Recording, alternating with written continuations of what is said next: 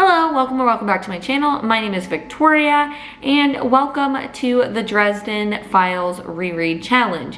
If you're new here, this is a challenge where I am attempting to read all 17 of the Dresden File books before August 29th, which is the start of DragonCon. Now, if you've seen my previous videos, you'll know that I had been doing an individual vlog per book.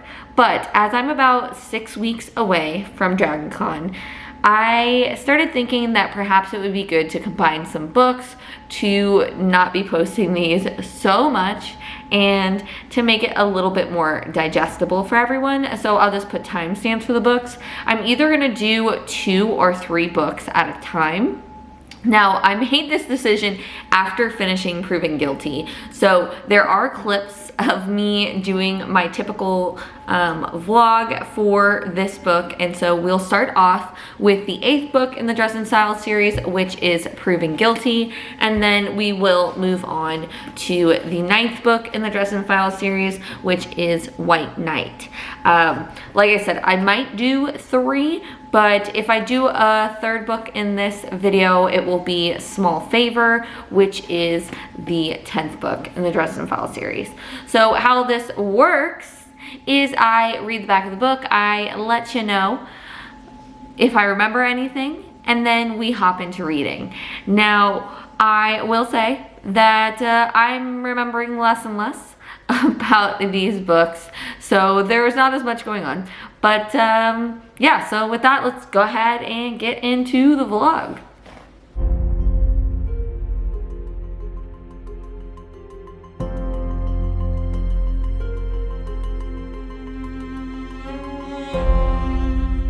So let's go ahead and jump into reading the back of the book because I am excited to dive into this big, beefy boy. There's no love lost between Harry Dresden, the only wizard in the Chicago phone book, and the White Council of Wizards, who find him brash and undisciplined. But war with the vampires has thinned their ranks, so the council has drafted Harry as warden and assigned him to look into the rumors of black magic in the Windy City. As Harry adjusts to his new role, another problem arrives in the form of the tattooed and pierced daughter of an old friend, all grown up and already in trouble. Her boyfriend is the only suspect in what looks like a supernatural assault straight out of a horror film. Malevolent entities that feed on fear are loose in Chicago, but it's all in a day's work for a wizard, his faithful dog, and a talking skull named Bob. So, all I can tell you about this book is our tattooed and pierced daughter of an old friend is, of course, Michael's daughter, Molly, whom last we saw her, she was in her treehouse changing back into a proper school uniform before going into the house. And all I remember of this book is eventually we find out that Molly has some magical talent and Harry ends up taking Molly on as an apprentice. And then, of course, the other thing I remember is Molly has A, a crush on Harry, and B, I found her really annoying back in the day. So, like Susan, I'm curious to see if I'm going to find Molly as annoying now that I'm a bit older. So I did pick up the audiobook on Libby, so I'm going to be doing a little combo here and reading these books and listening to the audiobooks and listening to the audiobooks. So let's go ahead and jump right in to the 8th book in the Dresden File series, Proven Guilty.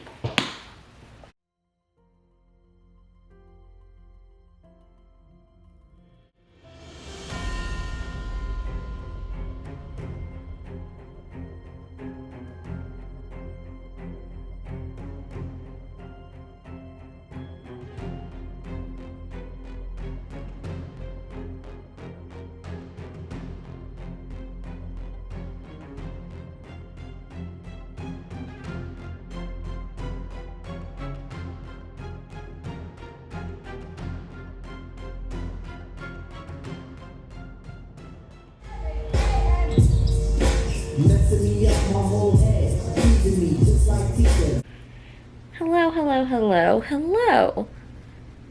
The lighting in here is terrible. I apologize. But, I mean, I guess right here is a little better, but honestly, it's not gonna work that way. So we're just gonna deal with what we've got going on. Okay? Okay, so I wanted to check in because we're more than probably 75% of the way through Proven Guilty, and I had so many thoughts that I didn't want to wait until the very end to talk through some things with you all. So I thought I'd check in now, and then I'll probably wrap up Proven Guilty here before the end of the night, maybe tomorrow, depending on what I decide to do. So let's dive right in to it all. First off, let's talk about Molly, because this book deals a lot with Molly. Like, right, we had a lot with Thomas and then Butters in our last two books, and now we are looking a lot at Molly, and a lot of that has to do with Butcher's ability to lay groundwork for certain elements in his world and then execute them with characters who we've attached some kind of connection to. So, for example, he has previously brought up his own history with the White Council and the Wardens and dealings with black magic and all of the rules that go on with that. And then when Proven Guilty opens up, we see Harry in his capacity as a warden dealing with the repercussions of a younger practitioner delving deep into black magic and being executed, and kind of how he processes that. And that all leads us to Molly, who, if you've not read the books, I ask you, as usual, to stop here and travel along back to the beginning and go ahead and pick up the books. Then you can watch all my vlogs. But for those of you who have, you know, obviously I went into this knowing that Molly was already a practitioner. I've known it since I have read the books previously. But it was a journey to see how Harry came to realize that Molly perhaps practice magic, and how Charity was tied into it, which I will say I did not remember that connection, because obviously, you know, it gets passed on through generations, just as it did to Harry from his mom.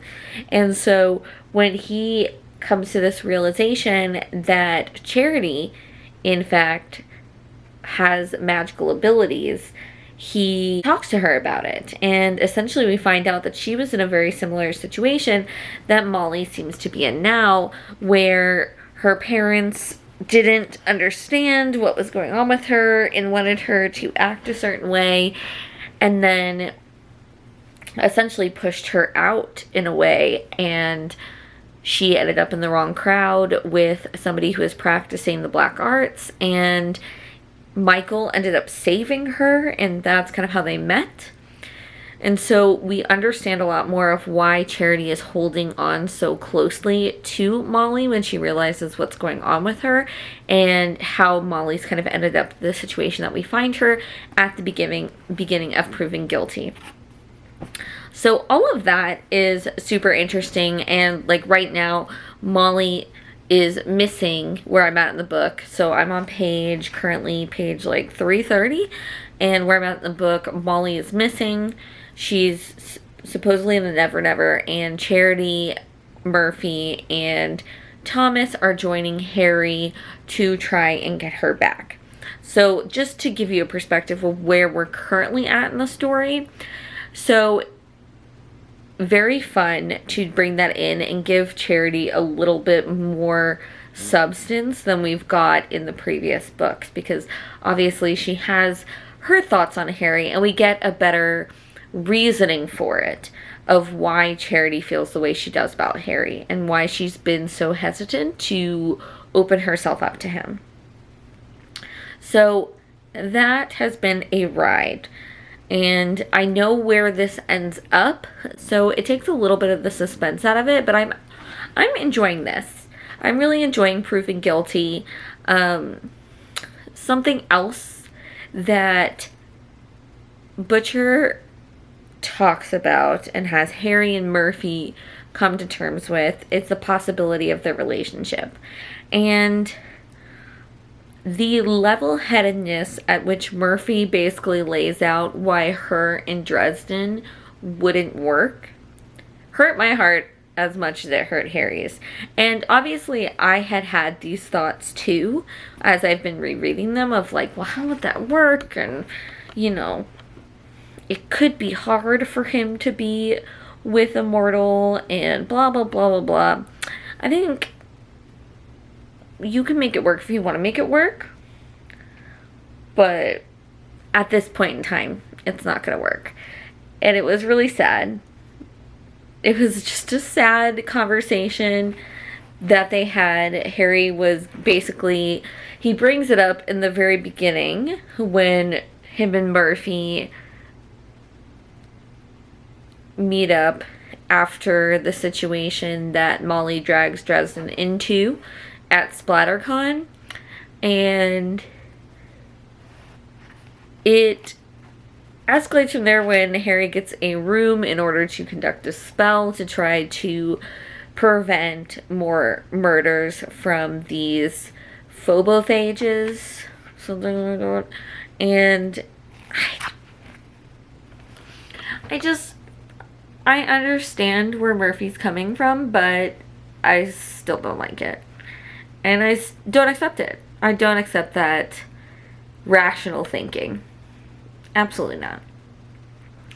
But let me get off of the Murphy and Dresden train. Sorry. For those of you who are not on that train with me. Outside of that, the story. So I do think it's fun knowing that Butcher goes to cons. Especially I know that he goes to Dragon Con every year. He's going to be there this year. And so it's interesting to see him write about a con and having SplatterCon be a horror convention and be at its first year. So it's interesting to see him describing that and the different ways that that's kind of weaved into the story and how he is using that to bring in some of Molly's friends and have these phobophages taking on the appearance of these fictional horror characters is a lot of fun. There is one qualm I'm having with this book, and it's the description of the children who are straddling the line of legal and not legal. You know, they're 16, 17 years old. The descriptions of their bodies, I'm not enjoying too much. Bob made innuendos about Molly. Didn't like that either. Like, I understand that Molly seems grown. Like, I get that. We didn't have to continuously talk about that. Like, I feel like there are just ways to describe that without making it feel weird. And I know that Dresden is not interested in Molly in that way, but it's just the descriptions kind of make me pause. I don't like them. I don't like some of that stuff. I feel like if we went back now, we could change them to give a similar thought process of somebody being 16, 17, obviously becoming a young adult, becoming more confident in their body, you know, in their style choices and things like that, without over-sexualizing them would be nice. You know, and I know that it's hinted that Molly has a crush on Dresden, which makes sense. And so for, you know, the idea of like Bob making innuendos about it and things like that, it's just kind of, let's just not do it. Okay? Okay. I think that was really it. I mean, we have more of Harry having conversations with Lysel, him constantly going with the back and forth of his choices and trying to use her sparingly, but using her effectively, and using the resources that he has, especially in the situation of trying to get out of the manacles that keep him from his powers. And that also brings me to the character of Rollins, who I've really been enjoying. It's nice to see we kind of have like someone who's like a Butters, but more capable in some respects with dealing with some of the violence that's going on just from his job, and also just his willingness to make decisions even if he's not necessarily sure what's going on. I'm liking that like veteran aspect of him, like his willingness to take what he's saying and saying, I may not understand it, but as of right now I'm gonna just go along with what makes the most sense to keep myself alive and keep as many people as possible alive. And I like that as well. But I think that was all I wanted to check in with about where I'm at in the book. Like I said, I have probably like 150 pages left. So either I'll finish it today or tomorrow. And then we'll go ahead and wrap this up and hop right in to White Knight, because I did bring that with me as well. So we can continue on.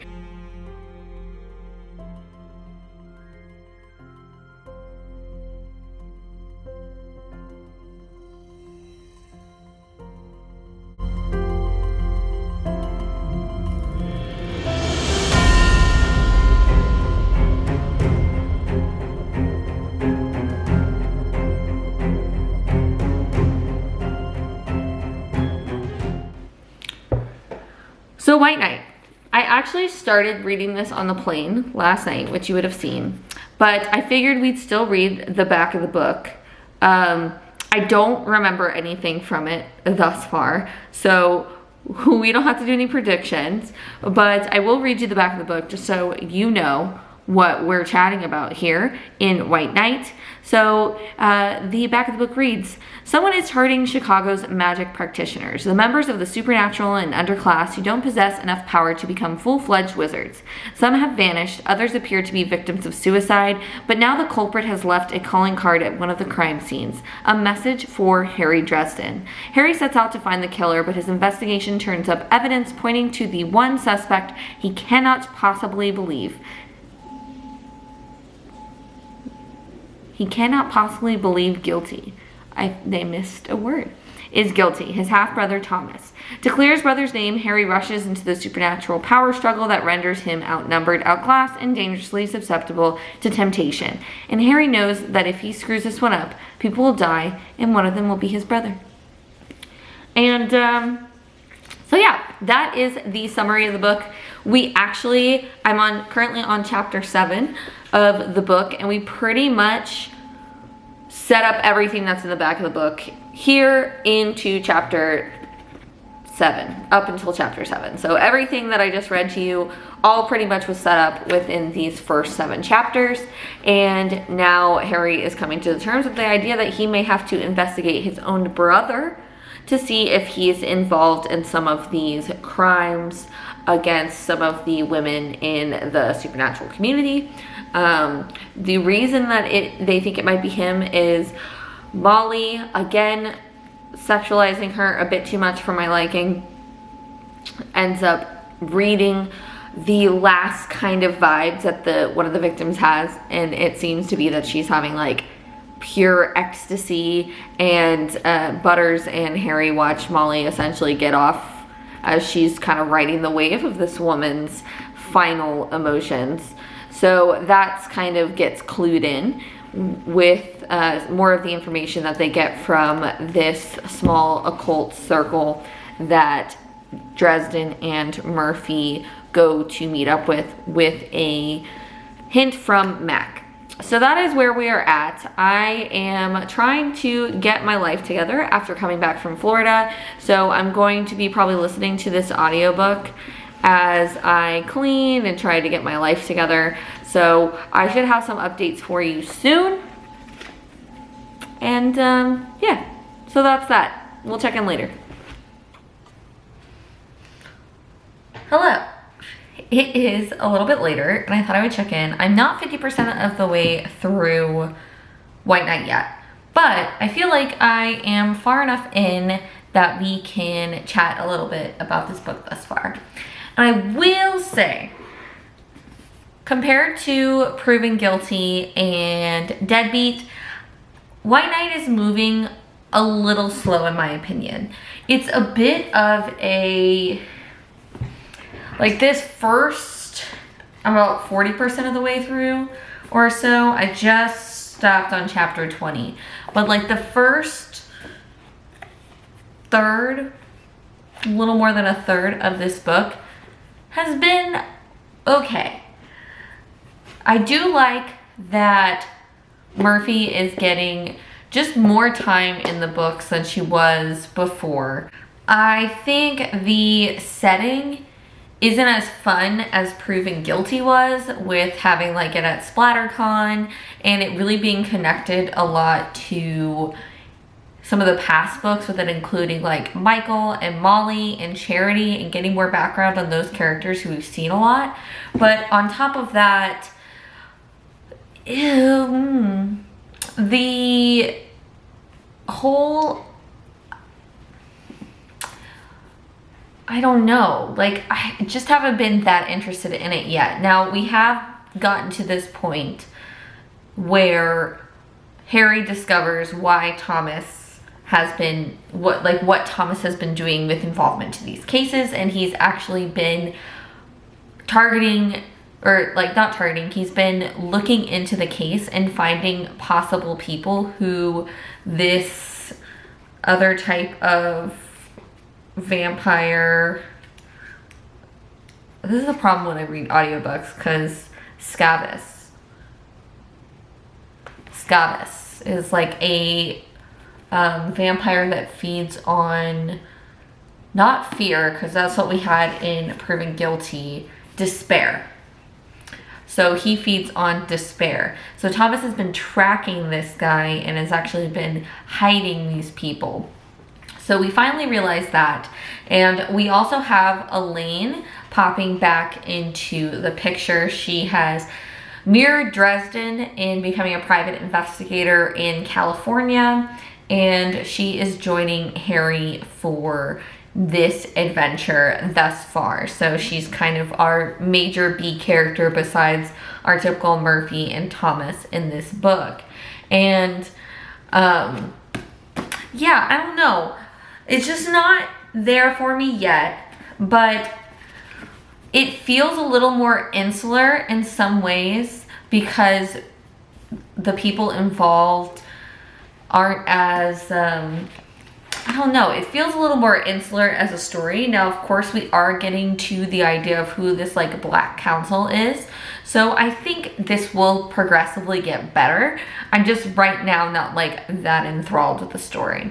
So I wanted to check in on that. Like I said, I'm on chapter 20. I'll definitely get through more of this tonight. And then we'll probably end up finishing White Knight tomorrow, which will put us on a good pace because it is currently July 23rd, which means we have like 2 weeks left in this month, give or take. Hello, it is Friday, July 26th, and last night I finished White Knight, the 9th book in the Dresden Files series, and I have some thoughts that I want to share with you. But before we hop into that, I do want to say, I know when I started this portion of the vlog, I said I was going to decide if I was going to do 2 or 3 per vlog, and I think I'm actually going to rope Small Favor into this vlog as well. So I'm starting that tonight or tomorrow, and hopefully we'll get the changes and have all 12 done before the end of July, baby. Then just 5 more. So let's focus. Last time we checked in, Harry had just discovered Thomas's kind of link to the plan, but didn't really know why he was doing what he was doing. No, we were on, yeah, we didn't know exactly why he was involved, but Thomas essentially was saving these women who were disappearing and keeping them safe. They get on a boat. These ghouls find them. We find out that Madrigal, who was proven guilty, who is Thomas's cousin, was involved, and they end up fighting these ghouls. Harry falls into the ice, and then he is brought to in a hotel with Elaine, who's performing some kind of magical Reiki on him, and they're having a little bit of a moment. So that happens.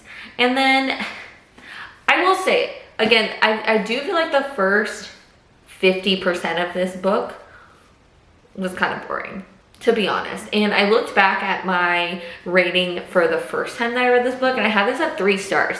I actually bumped this up to 4 because I do feel like the ending is really exciting and packs a punch, but the lead up to it is pretty boring. I found the mystery about the women to be a little lackluster until we get to the connection to Marcone and the Velvet Room, and we find out that Helen Beckett is actually kind of with Marcone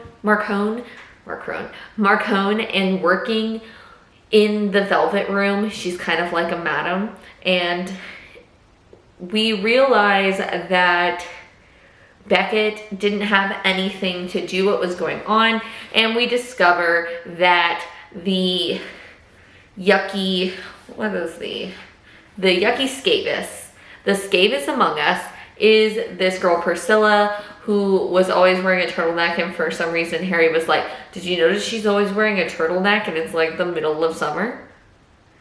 So they run over to the motel because Murphy and Dresden went to go see Marcone. Dresden finds out that he's a member at every one of Marcone's businesses because, of course. So they get in, they discover that Priscilla is in fact the scabious. And I think I forgot to mention, so they find out Priscilla's the scabious, and how they find this out, again, I mentioned turtleneck, but they also, after the boat incident, went back and found that Anna had passed away in an apparent, well, we won't use the word, but like had passed away in the same way that some of these other characters had passed away. And they go back, they find the other women, and basically draw the connection between the Velvet Room and this girl that didn't like meet the criteria of everybody else, and essentially realize that they had messed up and thought that Priscilla was Helen. And so, or not Priscilla, that thought that this girl was Helen.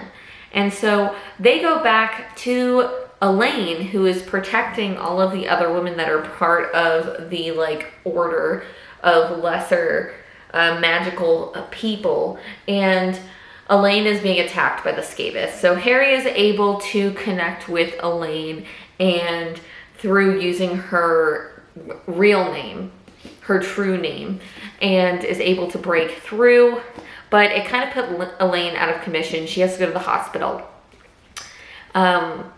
But after this, and maybe it's because I was listening to the audiobook or something, but after that, essentially what they discover is that the scabious, basically, what's the best way to describe this? So they realize that there is this like white vampire court meeting going on with the 3 different families, which includes like the scabious people, Madrigal, and then Vittorio, who is part of the 3rd family. And so essentially Harry and Ramirez get an invite to this through Lara in secret, and are using them as a way to take out their rivals, to continue holding their power of the white vampire court.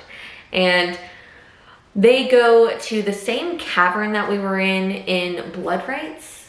Yeah, in Blood Rites. and they're having this meeting, everything like that. Lara takes them in, and then they meet Justine, seeing that she is a lot better than the last time he interacted with her, and she essentially lets them know, you know, that Lara said that Dresden would know when to come in, and they're going to challenge Vittorio and Madrigal to a duel. So they're basically, the vampire families are bickering back and forth, and him and Ramirez come out and essentially challenge them to, I like how I'm like, gonna fling out magic, challenge them to a quartz duel, and shit really hits the fan. Means Ramirez and Harry are flinging magic, and there's knives going, and there's protective cloths and all this good stuff. And then we see that Harry had a backup plan because Vittorio summons a shit ton of ghouls. And like, when I say shit hits the fan, vampires getting torn apart, ghouls are running everywhere. Harry opens the door to the Never Never, and Marcone and Murphy and Thomas come in, and with Marcone's hired hands, they're like trying to rake through everything. And then basically Harry's like, you know, they're like, we've got to extract you, we've got to go, because these ghouls are not dying, they're just like splattering everywhere, and the goo's coming all up, and all of this crazy stuff.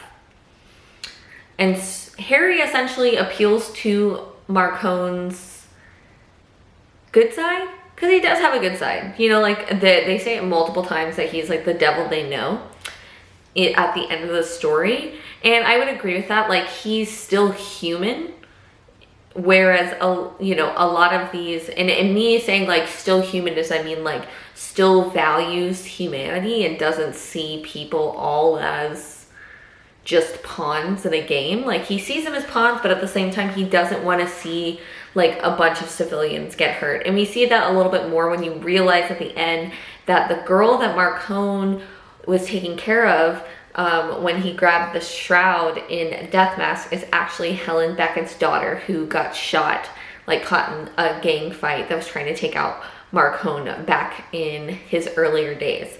So we, you know, we always see these nuggets of him that are reasonable and also still do care about people. Doesn't mean what he's doing is right, but like, he does still care for people who aren't involved in these things. So he agrees to help Harry get all the thralls out, who are like all the humans under the White Court, help get them out. And then he also wants to get out Lara and the rest of the Wraith family that they can. All that being said, is we still have that undercurrent of Lassiel in this book. You know, Murphy talks to Harry during the time that they're like sitting at the hospital, and there's, you know, we've got like a bunch of plots kind of running through these stories now, because we are on book 9. So we have the Lassiel thread, and we also have the thread of Molly, who's been functioning as Harry's apprentice and hasn't really been listening to him when it comes to her readiness to participate in the adventures that Harry gets himself into. So she is very insistent on this, and Harry really loses his cool. And when he does, while they're sitting at the hospital, Murphy kind of talks to Harry about how she's been seeing a change with his anger. And it starts to dawn on Harry that his anger has been building up, that his reactions, he's not been able to hold back his reactions as much as he had, you know, in previous books, in previous years before, and starts to really think deeply about the effect that having Lassiel's imprint in his brain has been having on him as a person. And so he does have a very deep talk with her, and we can see that this shade of Lassiel is pretty worn down. She's, you know, he says like, there's never been somebody who's been in their host for as long as she has, because typically they've picked up the coin. And so he has a really interesting conversation with her about her malleability, being that she is part of his mind, and if he can change, she can too, and is trying to appeal to her. And I bring this up because at the end of the battle, you know, Vittorio essentially assaults them with that despair. that he feeds off of. And Lassiel comes in and essentially blocks out some of it and is trying to convince Harry that he can take up the coin and save himself and his friends. But he says no and no again. And essentially what we find out is she tells him that she can block it, but it could cause brain damage to him. But he agrees to do it. And so she's like speeding up the time of his brain, but also blocking out Vittorio so he can fight back and they can get out. And so they are able to get out. And I think what really was something that sealed it for me with that, like tying a bow on this storyline, and I think pushed this to a 4, was that ending with her and with Molly, where Molly, when she wanted to come and join the fight and go help with what was going on with the White Vampire Court, she essentially was terrified after seeing what happened to Elaine and what happened to the Scabies, but she says that she felt like she couldn't sit home, that she needed to use her powers for good, and that she was willing to do whatever Harry said to be involved, even though she didn't really want to. And at that point, she breaks a bracelet, and Harry essentially says, that's what I was trying to teach you the whole time, is the reason why we're doing this. And not just because you want to use your powers, but because even though you're scared and you know the stakes, you feel an obligation to use the power that you have to make a better, change in the world, and doing it for the right reasons and doing it the right way as best as you can. And then of course, there is the ending with Bob where he talks to him about what happened in the cavern, and Bob looks at his brain and essentially says that the imprint of Lassiel used herself, like the part that she had imprinted on his brain, as the parts that would take the damage to spare Harry from what he had asked her to do and to ensure that he would survive, and essentially sacrificed herself. So she did change and she made a conscious choice. And they have some chat about free will and things like that, but he is finally rid of the coin and has Father Forthill come and pick it up. But I really liked how that wrapped up that storyline and how it transformed Harry, but also, almost like he was kind of lonely in a way, and that she helped him see that he could continue to make choices again, to err on the side of doing what he thought was right and not always letting his emotions run his choices, and allowing them to fuel him but not make him rash or make his decisions harsh or to take things out on people. So I think it allowed him to learn that about himself, and also allowed him to see that kind of what his father had said back then of like what you do with the tools you have and the choices you make, that you have a new choice every day, makes a difference. And so I thought we were coming back to that, and it really wrapped it all up nicely. So like I said, I ended up giving the book a 4. I'm looking forward to reading Small Favor because I looked at the back of the book. We are getting back into a bit more fae gobbledygook in Small Favor. It looks like, if you remember, Mab said that Harry had to complete 3 favors. He already completed 1, so he has 2 more, and Small Favor is going to be his next favor for Mab. So I'm excited to hop back into the fae world and see what's going on.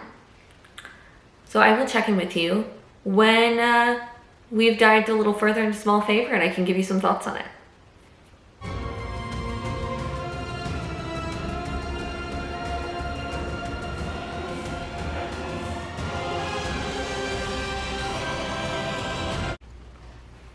Howdy, it is Tuesday, July 30th, and we are finally 50% of the way through Small Favor.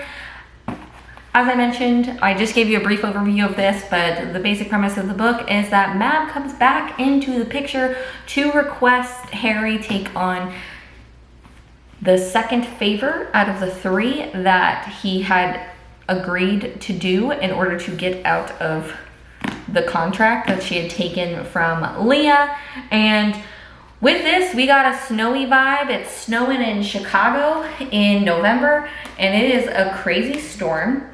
And the Fae start a-coming. So we start off at the Carpenter's house, and Harry and the Carpenter family get attacked by gruffs, like billy goat gruffs, and they continue to come because they are the emissaries for summer, and Mab has proclaimed that Harry will be the emissary for winter. And this, my friends, is a book that revolves around a lot around Marcone, and he actually gets kidnapped, which we find out.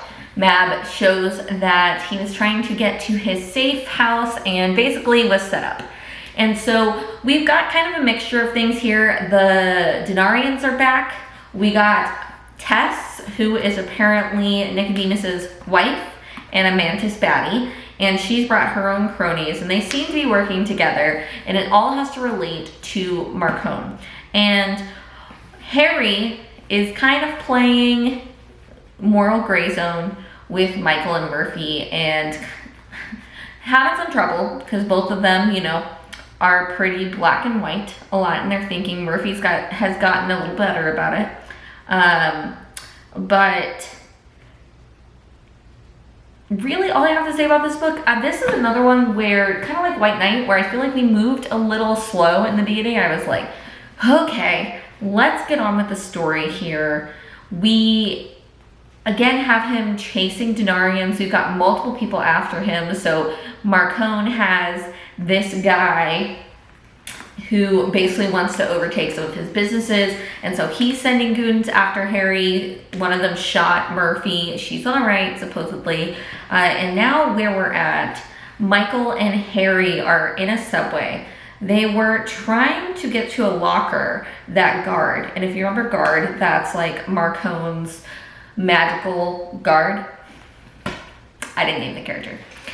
So she has a backup of all of like the samples of hair, blood, etc. of like Marcone and his team, and so she tells him where the locker is going to be so he can try to find them. And when they get there, they get attacked by, not golems, listen to me, what are they called? Hobs. That's what I thought. Hobgoblins. Hobs. And they essentially have this merc that dulls all the lights and allows them to come out. And they're like so many of them. And we kind of have like a monster movie battle where they find these people who get holed up, who are like in the subway, and they're trying to defend them. And Harry's trying to figure out a clever way to get rid of the merc, and he eventually ends up heating up the sprinkler, one of the sprinkler heads, in a circle and using it to trigger all of them in the subway to basically create running water to get rid of the magic. And then on top of that, we've got the big Billy Goat Gruff, who's pissed off that his brothers have been hit with iron by Harry, coming in after they thought they've just kind of made it through the worst of the worst of the Hobbs, and he comes. That's where I stopped. Thoughts, opinions. I like the Denarian storylines. I think they're pretty interesting. I remember like kind of, I think I remember what happens to Marcone in this story, but the one thing that I took away from here, besides my usual gripe about Butcher doing this slowest burn romance between Harry and Murphy on God's green earth, is that poor Thomas. Poor Thomas. What a shitty thing to do to Thomas's character. That he cannot be with the woman he loves because his literal demon inside of him will not be able to handle true love. It's bullshit. And I feel very, very sad. And I don't remember if in the books that I've read up to, if anything fixed them, but I would like Butcher to have Harry figure out a way to have Thomas and Justine be happy, because I feel bad for Thomas. Harry keeps talking about how he's with nobody, but like, the fuck? It's so sad. I mean, we already did it with Susan and Harry. Can't somebody get a happy ending at some point? Somebody better. I was just thinking about this and I'm like, you know, I'm not a girly. This looks like I'm not wearing a top. I am wearing a top. I am not a girly who subscribes to the idea that every character has to get a happy ending. That's fine, okay? Like, sure.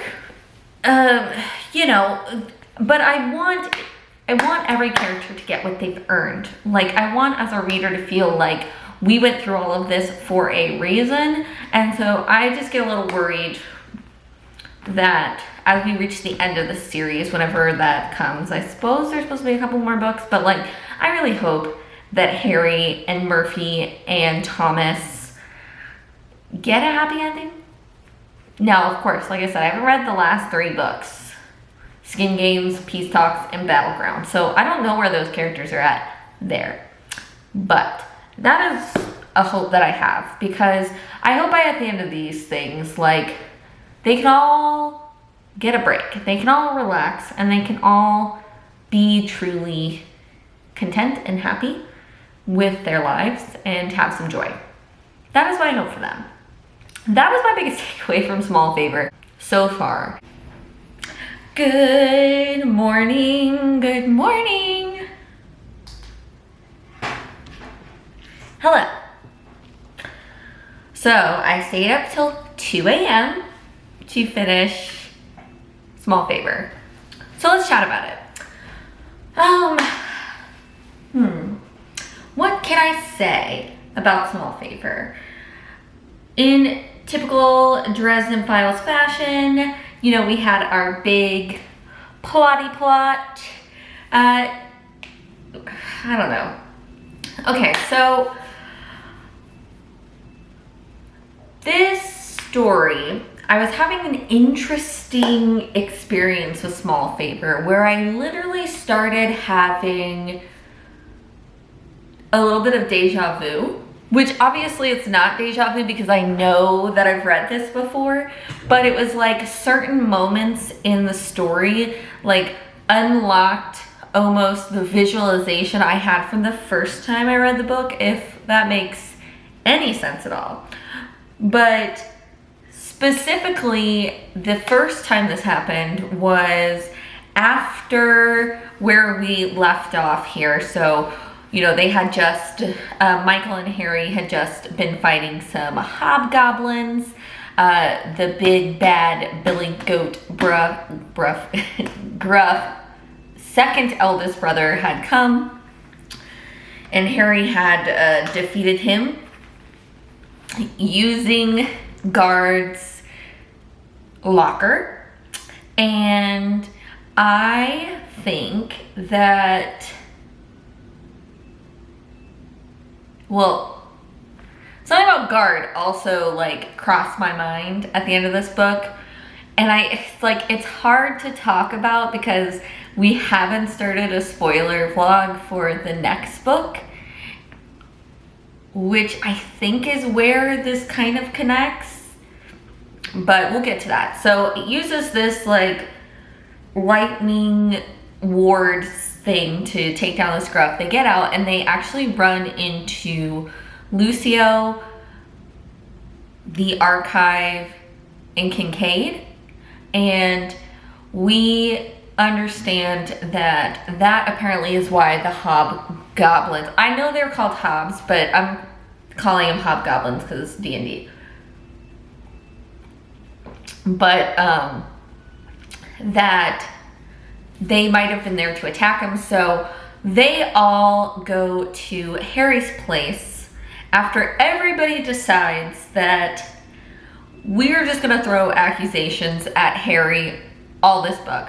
So, you know, they're like, did you call the hobgoblins as Winter's emissary? And he's like, the fuck? No. Why? No. I called you. Why would I call hobgoblins when...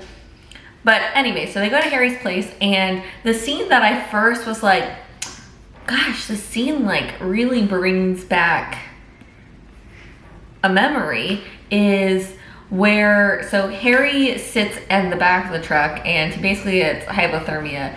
And so he's like under a pile of blankets in his living room. And he wakes up and Lucio is like sponge bathing herself in front of the fire.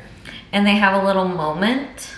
But I mean, okay, they're having a moment. And then Thomas the next day gives Harry shit for like not taking action. But it's like at the same time, homie's like gotten his ass beat. He's cold. Like, was it really the best time to like make a subtle move? I don't know. But clearly we're getting a little flirting. And I mean, like, I think Dresden was setting it up because she mentions in the last book that she's not used to having such a young body anymore and like having urges and desires for people anymore. So we were kind of setting it up the last book. And I don't hate it. I mean, I think it's a fun little connection. But for some reason that triggered a memory. Anywho, we're setting up the whole meeting to try to get Marcone, and the next day they're at Michael's and they're planning this situation. Why was Harry sleeping? Oh yeah. So they're planning the situation. They go to the aquarium to do this meeting, this neutral meeting to try to negotiate to get Marcone. Quickly, because we know the Denarians have no honor, Nicodemus asks Harry to talk for 5 minutes and starts off. And as he's talking, Harry suddenly has a revelation that he's just stalling and they're going to try to take the archive. So this becomes an all-out battle between 12 Denarians and Harry and Kincaid and the archive, who kicks some fucking ass, by the way. That little girl is just like, whoa, whoa, whoa. But unfortunately, they've kind of sucked the magic out with the pentagram that they used, similar to the one that they used to destroy the house, the safe house where Marcone was at. And she kind of burns out, and then they're using like a gas to knock her out. So Harry ends up in a last-ditch effort blowing up one of the tanks and washes up later on. And essentially they're like, we gotta figure out how to get the archive back. This is not good. Well, at least him and Lucio. Everybody else, Lucio, everybody else kind of not getting how bad this could be. And so they go back to Michael's place, and there we get like, oh, I didn't mention the soul fire. I forgot about that. So Harry has an experience with soul fire. Yeah, I don't know. This is just my thoughts. I don't know why I feel like I need to like go in order. Anyways, what I thought was interesting, and I hadn't really picked up on much of it because I was so focused on the soul fire, was that we basically realized that Mab played with Harry's mind to not let him use fire, and Michael thinks that's because of Lash. But obviously from the last book, we know that Lash is no longer in Harry's head. And so there's this big confrontation. We've had a lot of tension between Harry and Michael this book, and it makes me a little sad. But, you know, families have problems, so that's fine. That's fine. But essentially, Michael prays and has that removed from Harry. And basically it's just like, Mab was actually trying to protect him in a way because he has imbued his fire with Summer's powers, so they can track him that way. But after that, Harry and, now he calls her Anastasia, but Lucio, if you speak Italian, let me know. Lucio is like, comes in and she's like, Harry's got his shirt off, and really she's going for it, which, respect, you know?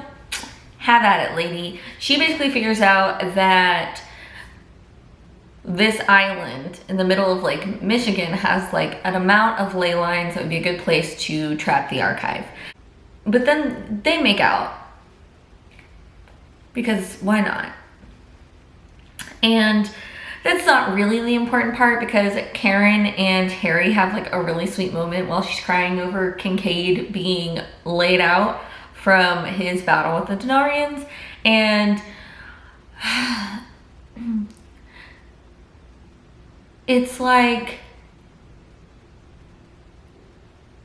I think Harry explains it that Murph is okay feeling feelings for Kincaid because she knows that he's never going to want more than what she has, what they have. So that's why she won't pursue Harry. It's dumb. It's dumb. But anyway, especially because at the end, she's like, I don't think that Anastasia's right for you. And I'm like, girl, come on now. First off, Butcher answered my internal voice, because as Harry started off again with the fact that he hasn't been laid in a while, I'm like, oh my god, Butcher, just let the man get laid. I mean, I know it was helping him out with the white vampires, because the last person he slept with was Susan and he was in love with her. But fuck, like, let the man fuck so you don't have to hear about it all the goddamn time. So they go to this island, which is going to become important time and time again later on in the books, and essentially things get a little crazy. He goes with Michael and Sonia and Rosanna, who was the person who like recruited Sonia back in the day to be a Denarian before he changed sides to be a knight. They end up basically fighting. They get, guard comes with a helicopter and lifts everybody up, and then of course it's been alluded at like the last 2 books, I think, that something was going to happen to Michael. Michael himself said it as well, and so Harry is trying to protect Michael because guard has some kind of like premonitions, and he thinks that he's parsed together that if Michael stays on the island, he's going to die, or if he tried to go last, he was going to die. So Harry lifts Michael up. Tessa shoots at him and they fly off, and it doesn't look good. But this leaves Harry on the island all by himself. And then we run into, as he's trying to get to the boat that they came on, the eldest Billy Goat Gruff, who I thought was so fun. He's like a little old wizard dude, and he uses his summer like oak pin thing that he got to use his boon to have him go to Chicago to find him the perfect sprinkled donut with white icing. And basically it's because he's completed his part of getting Marcone back, so it's kind of over, and once they got back to Chicago, they would stop chasing him. And clearly the eldest doesn't really want to harm Harry, and so he goes to find him a donut, which I thought was very fun and cute, and I liked that scene. It was kind of like a breath in between all the fighting with the Denarians. But he ends up getting to the boat and fights Nicodemus and gets away. Thomas is pulled up, and Harry wakes up, as Harry does, on Thomas's boat, finds the donut, which we love a payoff, even a silly one like that. And then has to go to the hospital because Michael's in surgery. which is so sad. And I love the moment where Charity tells Harry to stay because family stays. I think it's, you know, shows a lot of growth between their relationship, and I really liked that scene. I also thought the whole janitor thing with Ursule was super fun. I forgot about that whole element, but I'm looking forward to more of it. And, you know, we get hints about Murphy and the Knights. And then, of course, the thing that I realized was when Harry goes to talk to Marcone about some missing coins, a missing coin. And he mentions that Guard has gone somewhere. And I suddenly was like,